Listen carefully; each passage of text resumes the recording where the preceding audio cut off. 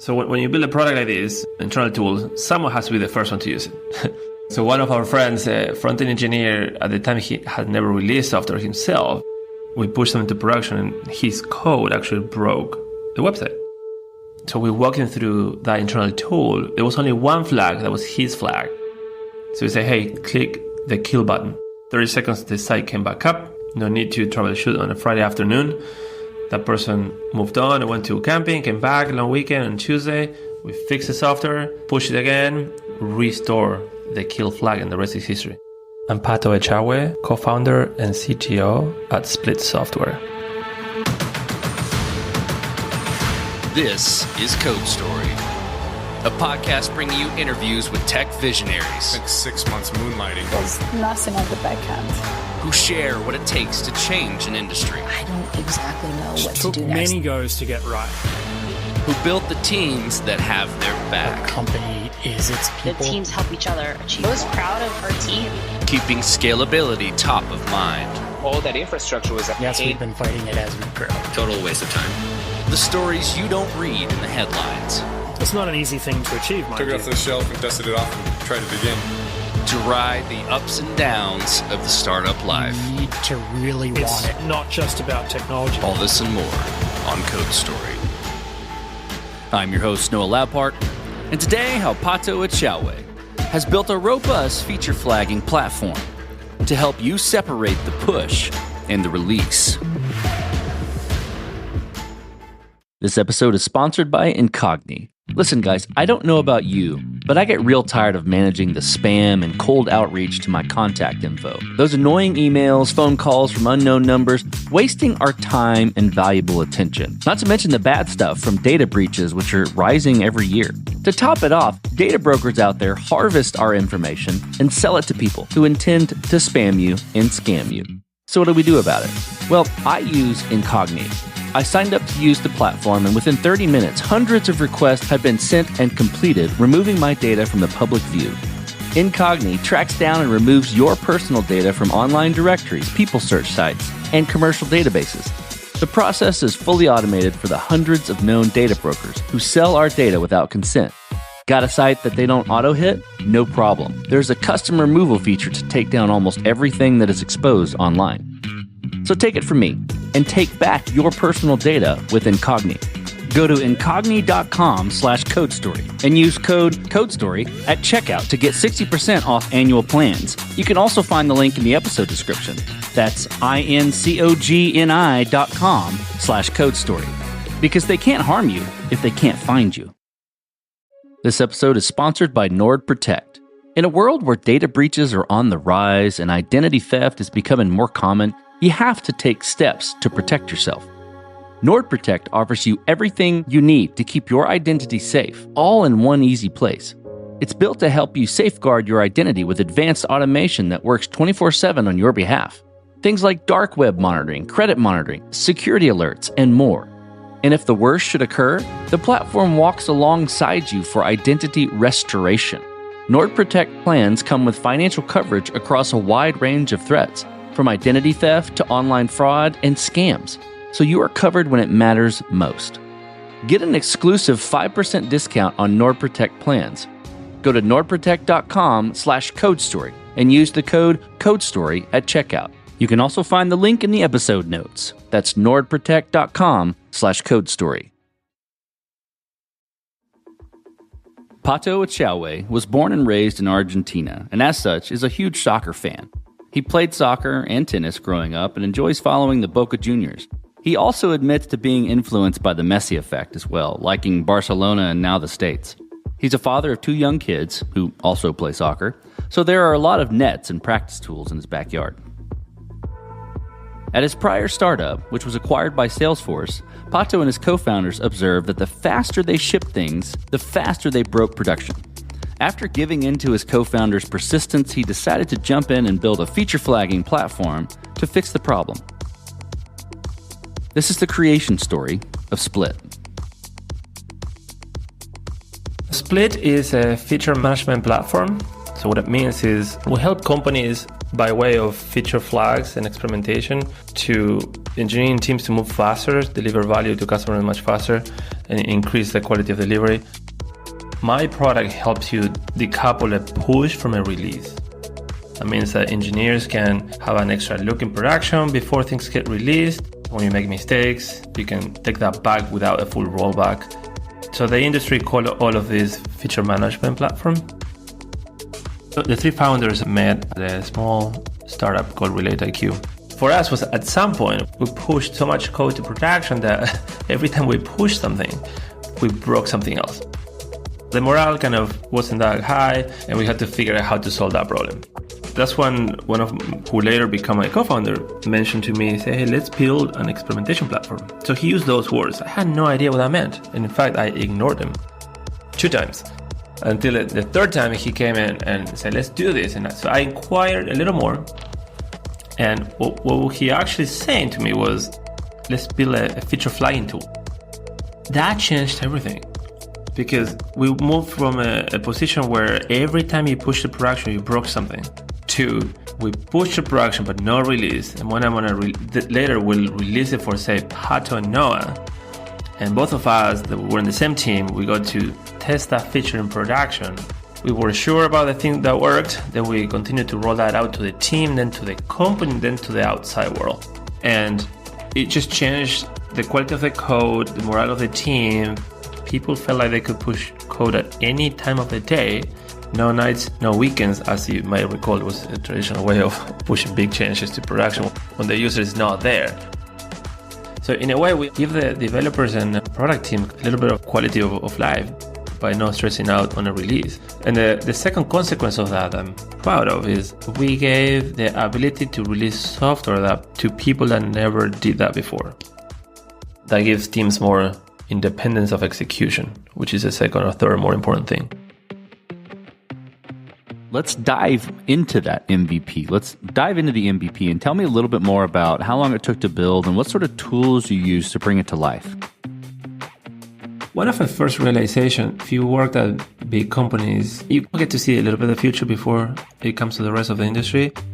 But also, your customer is captive, I call it, because if you're at Google or LinkedIn, the audience is internal. Thinking about the product for the rest of the world is a little different. So the feature set is broader, assumptions are different. When you jump off the boat and build this for a living, then that becomes your business. We realize that the things that we need to think about are a little different than when you're running inside a company. And now what tools we use? Again, we started from the beginning, 3 founders, and we hire very few people. So we had to make decisions quickly in order to help us get as fast as we can to deliver something. The access to the cloud was always there. More products that helped us achieve more with less people. I always tell folks that we did so much with only one DevOps person for a while. That could have been done many years before, obviously. Other tools on observability that I remember thinking and spending so much time in 2010, 2011, trying to understand what was the software doing in production. By 2015, you had companies on APMs were more mature, easy to set up. Logging tools were also more available. Obviously, when CDNs were there. Platform as a service companies that above the cloud per se were also more available and affordable. That helped us really get a code to production in like a day or less. Even today, you're looking at hours. But those are the evolutions that I noticed from 2010 to 2015 that really helped us get something out there for prospects to see and for investors to see an MVP and kind of trust that we were credible and we can build things at a fast pace. You've got that MVP then. You're gaining that trust. You're gaining some traction. How did you progress the product from there and mature it? And I think to wrap that in a box a little bit, what I'm looking for is how do you build your roadmap? How did you build your roadmap? And what criteria are you using to figure out, okay, this is the next most important thing to build or to address with Split? The key factors for success, getting the founders and the early people together to first define, so what are the things that we must have? So we defined those at the time: easy deployment, language coverage, it was something about the audiences, and all these early set of feature set, packet them by those categories. So it's a good framework to understand what is a must-have if you want to hit the ground running and people will see value in the product. Again, at the time, we went through first what the most popular languages, so we built SDKs for those and progressed them from there. Whereas the table stakes on a feature flag for targeting capabilities that 70% of the companies will do out there. The other conversation that was important to us also was, who are we appealing to? Are we going like bottom-up developer play? Are we going strong enterprise first? We made a decision early on that we wanted to appeal to enterprise. So as you can imagine, if you go that direction early on, you spend a lot of time on security, certification, making sure things are clear when you go and talk to a procurement or a CISO or security team at the enterprise company. If you ever sold to enterprise, there's a lot of requirements. That forces us to be super efficient and find kind of multipliers. So what can I do now that can help us win any other customers?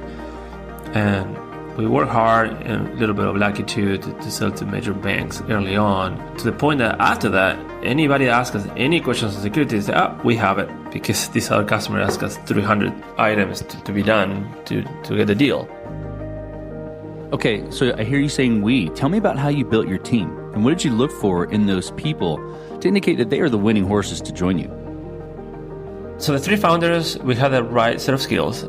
Although two of us were technical, one came from the business side, so we complement each other well.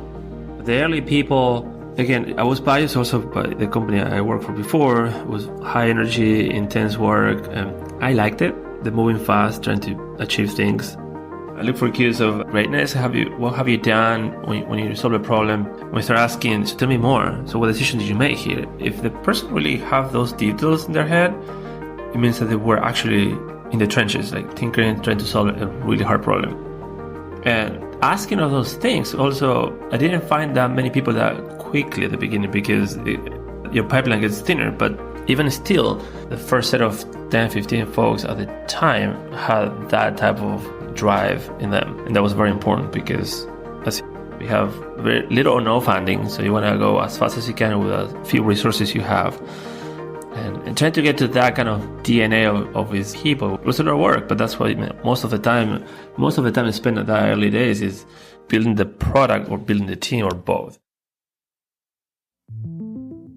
Let's talk about scalability. And, given the development or the part of the development cycle you're supporting, I'm curious how this fits in. Was this built to scale efficiently or with scale in mind from day one? Or have you fought this as you've grown in any sort of capacity? That's also important to know. Is what role does your product play in their production environment? Are you mission critical, or are you important, nice to have, but if your tool is down, it's okay. You can restart the service and everybody's okay. So for us, it was mission critical, meaning that if my product is down back then or today, your company will have a really poor user experience. That's the reality. If a feature flag cannot be served to you today, then your application doesn't have the behavior you want. Recognizing mission critical helped us develop practices of doing the development phase to understand how scalable the system is, what metrics are you looking for to look at all time, which obviously one of them is like the speed of delivering the feature flags. But we knew that things like CDN were key players into the product, latency, full observability to understand what's happening, and you can improve, you don't measure, so measurement of things were very important. And also when you have mission critical software, always investing in your deployment pipeline is important because you don't want to get into a situation that your product is so important that you can't deploy to production, because that will hurt innovation as well. So it was very tricky because do all of that with very few people and have support 24/7, and it gets stressing pretty quickly. But we managed, and we knew that was hard work at the beginning. We kept at it, and little by little, it was paying off. Customers saw the value and trusted us and became paying customers, and that way we can invest more resources and the wheel started to turn. So, Pato, as you step out on that balcony and you look across all that you've built, what are you most proud of? I'm proud of giving product and engineering teams quality of life when it comes to working on software and releasing. Customers have told us and sent us pictures. One say, hey, look, I'm releasing software using your product, sitting and watching the derby. Or someone in the car driving somewhere and an emergency and hitting a kill button on a flag to mitigate a problem. The fact that one creating a product that later became a category and giving all of these people much better time at doing what they love, which is building software, I think it's hard to beat that. Let's flip the script a little bit. So tell me about a mistake you made and how you and your team responded to it. As a technical founder, we start building the software and having a lot of opinions. And I think the biggest mistake was, for example, not stepping back a little bit and make sure that I empower teams in the early days so they can make independent decisions and trust their judgment and develop scar tissue for making those calls. So I tend to lean a lot. I think it's just a natural thing that many of us do. But in retrospective, I think it would have been more wise to not do that and let others make decisions, make mistakes, come back from them, learn, and move on. Because personally, I would have much better time and the company too. You learn the hard way that way, especially as a first-time founder. Moving faster without waiting of something to be fully baked, just to see if there's something there, and if there's something there, just keep going at it. I think I would have done a much better job trusting our guts and say, hey, there's something here, let's go and build something, see what's up, as opposed to overanalyze things. And again, I know we all hear about these things and we know that it's the right thing to do, but something happened when you are in the trenches that you don't do it. I think next time I'll be a little more wise on how to approach those challenges. Okay, this will be fun. For Split, what does the future look like for the product and for your team? The market keeps on getting bigger. And all of these phrases were part of the pitch deck. Every company is becoming a technology company and a software company. Because if you don't, then someone else will do it and then you lose against the competition.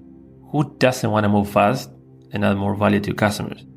So that's the thing that's exciting to me. We knew this coming in, even almost 9 years ago, that the investment in the SaaS product and the cloud was getting bigger and bigger.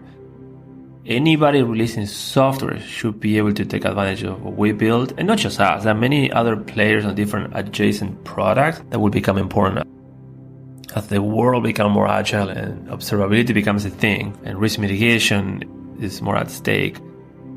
So that's super exciting to me. And when I started the company, if you tell me, hey, Pato, would you have imagined building a software, a product that would be running in an oil rig in the middle of the ocean or in people's fridges as the smart fridges become a thing? And the answer would have been no. Or on a milk extraction machine for cows, for example, to hear the extreme. It's so ubiquitous. And that tells you how much software has been going through different areas, not just SaaS or the traditional SaaS companies. There's software everywhere, and when there's software everywhere, there are people releasing software and upgrades, and that's why I think this is super important right now to keep going at it and make sure we add value everywhere. And for people working here at Split, of course, the opportunities are so huge. We just need to focus and deliver value. Let's switch to you, Pato. Who influences the way that you work? Name a person or many persons or something you look up to and why. I think I admire people that are long-term thinkers. Those who doesn't necessarily go after a trend that became popular today or tomorrow and then fade away, but those that have strong beliefs in how they think and go after for a long period of time. And again, I'm taking pieces from Steve Jobs when he said he was able to touch himself and look at the city from above. There's a phrase about that. Those kind of elements are appealing to me. Or Warren Buffett, long-term thinking, or Elon Musk, persevering at the problem. Again, I'm not picking a random person, I'm picking different pieces that to me are important. It's trust yourself, have conviction, think long-term, and look at things that will be unlikely to change. And again, we can pick those elements from different people. I don't think I can pick one particular one, but the ones I mentioned have bits and pieces of those elements that are super important to me. Pato, last question. So you're getting on a plane and you're sitting next to a young entrepreneur who's built the next big thing. They're jazzed about it. They can't wait to show it off to the world and can't wait to show it off to you right there on the plane. What advice do you give that person, having gone down this road a bit? Trust yourself and your instinct, because you're doing this because you have conviction on something. And don't necessarily expect of other people to just follow along naturally. That's why you have the opportunity to do it, no others do necessarily, is to see there is something there, take the risk, have conviction, and go at it. I developed those calluses from trying to recruit friends. Even though I recruited a lot of friends here, many of them said, no, you're never going to make any money from this, or that's super hard. It's easy to lose motivation from those things. But just trust yourself, trust your gut. You're doing that because you have conviction on something, and the rest will follow along later when things become more obvious. And if you fail, you learn so much from that. Keep going. I told my kids the same thing whenever they listen to me. You really learn more from failures than from successes. It's hard to recover from them, but with the right attitude, you have the benefit of learning what doesn't work. Fantastic advice. Well, Pato, thank you for being on the show today. Thank you for telling the creation story of Split. Thank you, Noah, for having me. It's always fun to tell the beginnings. And this concludes another chapter of Code Story. Code Story is hosted and produced by Noah Labhart. Be sure to subscribe on Apple Podcasts, Spotify, or the podcasting app of your choice. And when you get a chance, leave us a review. Both things help us out tremendously. And thanks again for listening.